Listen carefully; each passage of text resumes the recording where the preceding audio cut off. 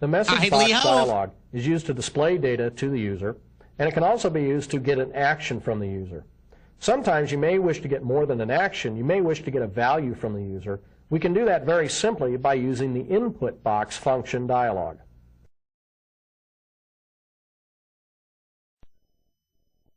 In its most basic format, an input box looks like this.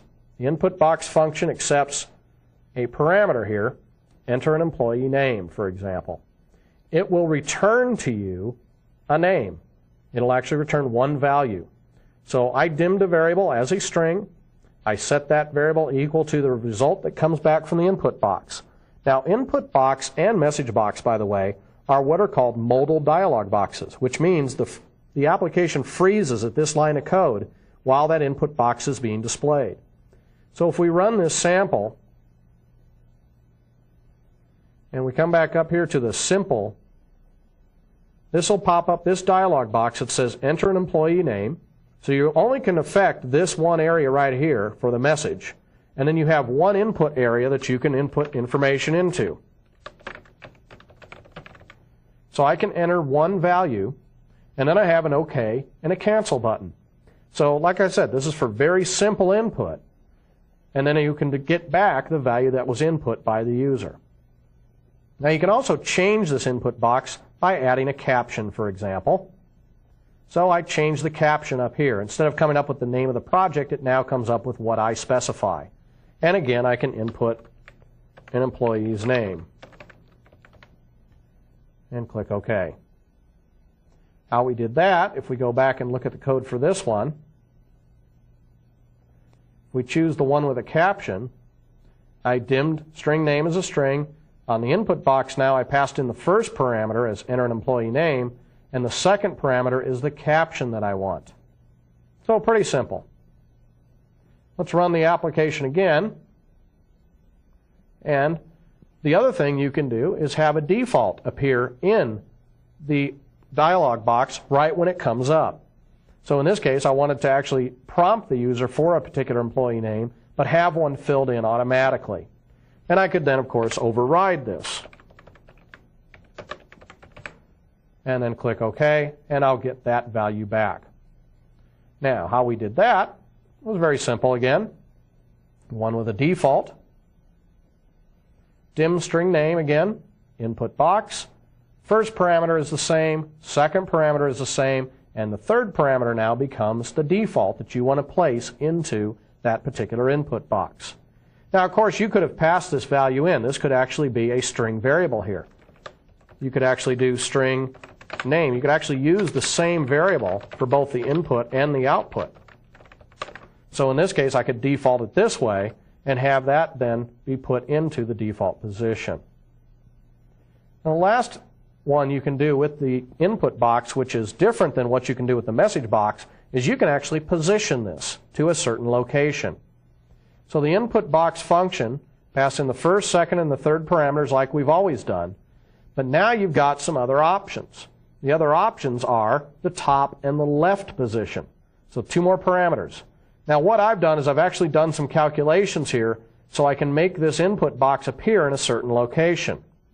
If we run the application again, and we do the positioned, I want to put the input box right below this line, right in this area right here. So I have actually made the top and left line up with the bottom of this line, and of course enough over from the left edge of this form. So when I click on the positioned, we should see the dialog box appear very close to the line and very close to the left edge of the form, and again it has our default value filled in.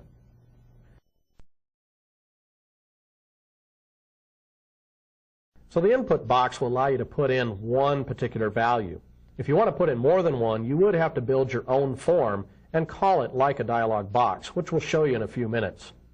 First, let's look at the common dialog control, which gives you access to all of the standard Windows interface controls, such as the file open, file save as, and the printer dialog.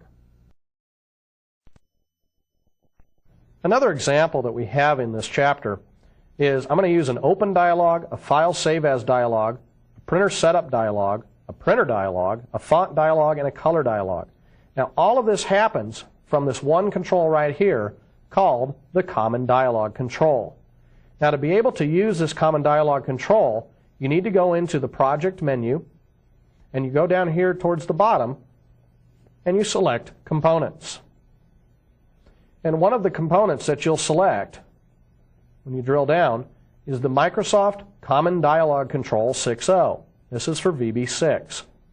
So once you choose this dialog control, it'll be added to your toolbox. Let me display the toolbox for you.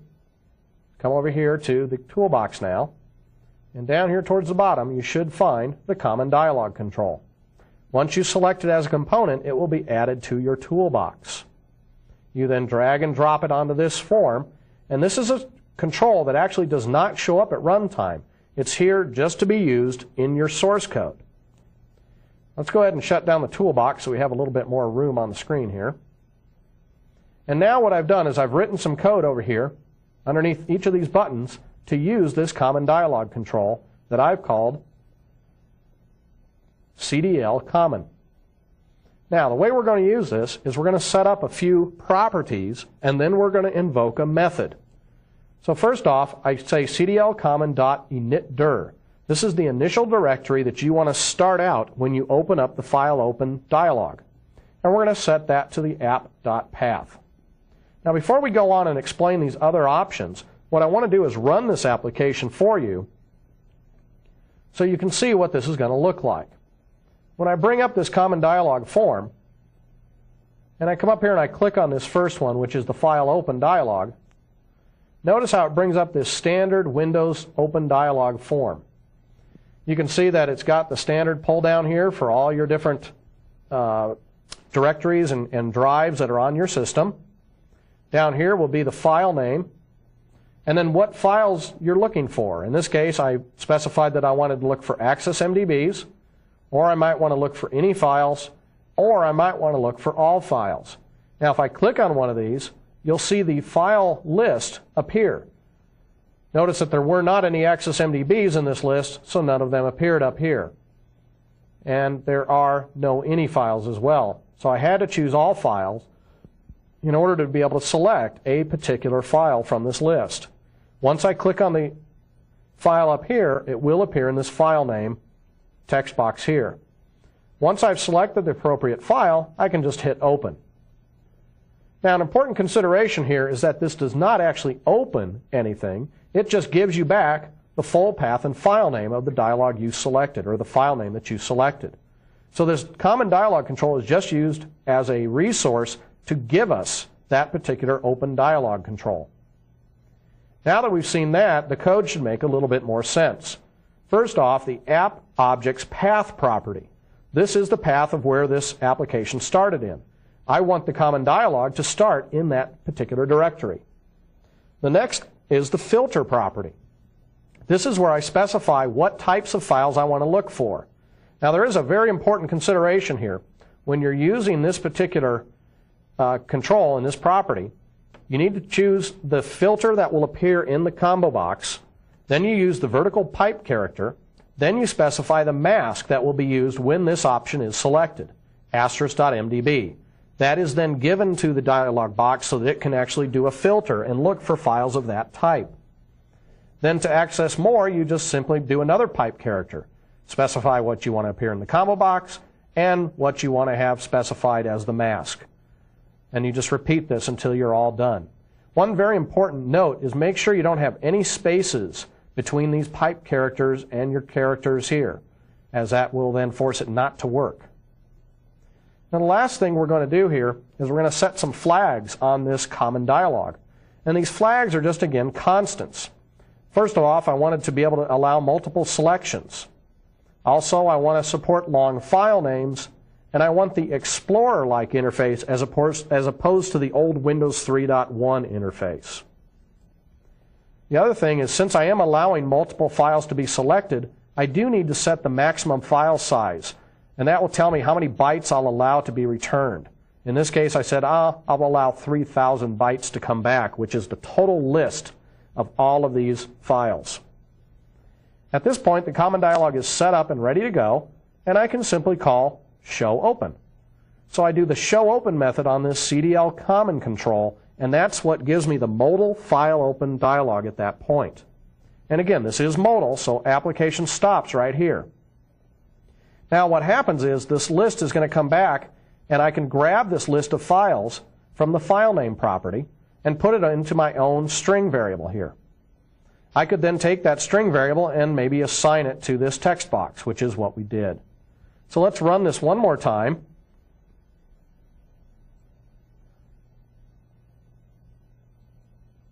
And we'll go ahead and select all files, and we'll select a couple different files this time. We'll do the multiple selection. Notice how it puts the multiple selections here in quotes here in the file name property on this dialog. Well, when it actually comes back to us, it actually comes back, you can see that it didn't actually return all the information. The reason why is it did return it, but the text box cannot display the information. Let's close this down and I'll show you why. Let's go ahead and come down here, and we'll set a breakpoint on this line right here. Now, a breakpoint is a way that I can actually go into the debugger and look at what's happening. So let's run this app one more time.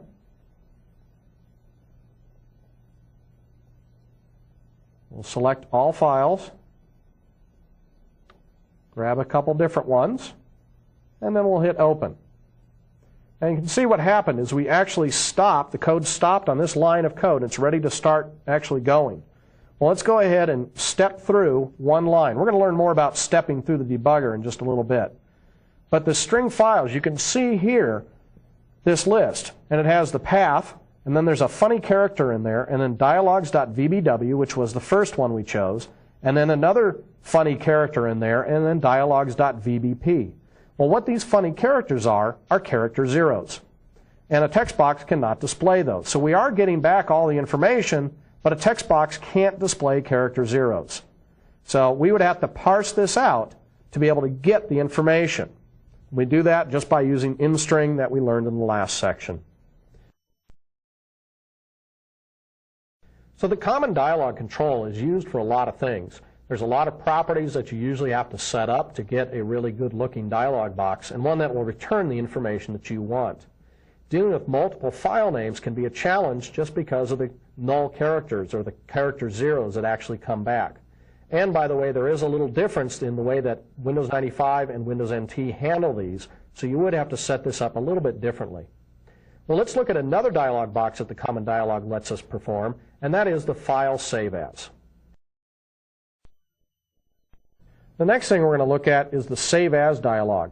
Now, it's pretty much the same as the file open. Here I've got another button where if we click on this, we'll bring up the other one. So in this case, we're going to use app.path again to initialize it. We're going to set a filter to the same filter we did before, but now instead of show open, we'll do the show save method. And notice that I didn't set any flags, so that means that I am basically back to a single selection on this combo box or this dialog box.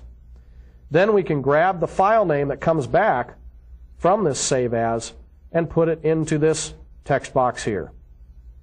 Let's go ahead and run this application again. Common dialog. And we'll click on this, and you should see again the standard common dialog. We can select a particular file, and let's say we wanted to save it into this file. And again, we hit the Save button. So you notice that this changed a little bit. It now says Save instead of Open. Other than that, it does the same type of functionality in that it returns a file name to us. Now the user could also actually select the name themselves or type in the name themselves into that dialog box. Either way works. If you're going to be printing any reports from your Visual Basic application, you may want to have the same type of dialog box as you get when Word or Excel asks you to print. We can do that. We can have a printer setup and a printer dialog that comes from the common dialog control. Let's go ahead and show this at runtime just so we get a difference and see what the different dialog boxes are. The printer setup dialog box, when we click on this, this is the big print setup dialog box. Has the name of the printer here, and this would be a list of all the printers you have defined on your system. What paper size you want to use, what source you want to use, the orientation, whether you want portrait or landscape. And you can even go into additional properties here on this particular printer. So you can actually choose the paper size and things this way. These are all the different options that will get set. And you can also, down here at the bottom, restore defaults, which means get it back to the way it usually was instead of if you change something. We'll go ahead and click OK and click on OK on here. Now, one thing that's kind of important to note before I click on this is if you had more than one printer in this list and you change this, this would actually change your default printer in Windows. So this is hooked up directly to Windows itself. All right, let's go ahead and click OK to release this dialog box. Then we'll do the printer dialog box. Now this one is the printer functions. It looks the same up here. You select the printer where you want to print to, but it's got different options down here, such as the print range. Do you want to print all or just the current selection? And there's an option you can set to turn on the pages from and to. Also, you can set the number of copies. You can use a little up-down arrow, or you can actually just type in the data. Also, whether you want to print to file or not can be set. So there's a lot of things that this print dialog box will set up for you. Again, it's important to note that this does not do any printing for you. This just gives you all of these properties back, then you apply them to your report. Let's take a look at the code for the printer setup. The printer setup is a little bit different from the printer one. You still call the show print method, but you have to set a flag to a specific value. So let's double click on the printer setup dialog, and you'll see that there is a flags property that we set on the common dialog. Now the flags is used over and over again for all the different dialog boxes. In this case, we're going to set it to this CDL PD print setup. A lot of people ask, well, how do you know what these particular constants are that go with these different values? Well, if we double click on flags, and if we were to hit the F1 key, it would bring up a list of all of the flag properties that you can set. Now, I don't have the actual help file online here, so I can't look at it right here, but if you do it, you will see the flags for the printer dialog and for the common file open and file save. Then, of course, all you have to do is do the show printer method to bring up that dialog box. If we look at the other one, which is this guy here, the printer dialog, this one, you simply set the flags to 0, make sure they're all wiped out, set any filter back to 0, and then go ahead and do the show printer, and that'll bring up the normal print dialog. Let's now look at the font dialog. At some point, you might want your user to be able to change a font on their screen. We can do that, again, using the common dialog control. For this example, we're going to actually change this label here. We've got let's change this font. We'll do that by clicking on over here on this command button. What I'm going to do is I'm going to set the common dialog, common flags property again to CDL, CF both. Now this means that I want to see both printer and screen fonts. I then perform the show font method. Now the show font method then pops up a modal dialog box. Then we can take the information that comes back. It'll fill it in with the font name, the font bold property, the font italic, and font size that's in the common dialog, and we can fill that into that particular label control, all the same appropriate properties. So let's go ahead and run this application, and let's change this font.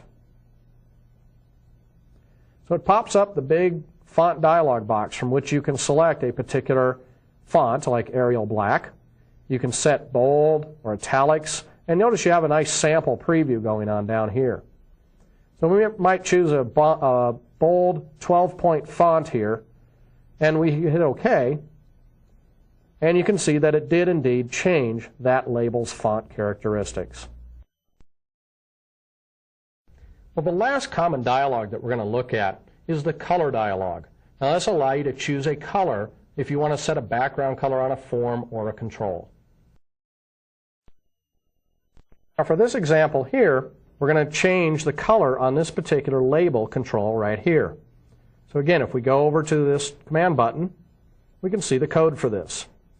First off, I can set a flag if I want the common dialog's color combo dialog to actually be fully open, as you'll see when we run this. And then I do the show color method on this common dialog control. Now, once this color comes back, I can grab that color from the common dialog control and give it to the back color property of the label. So let's go ahead and run this example. We're going to change this color on this label right here.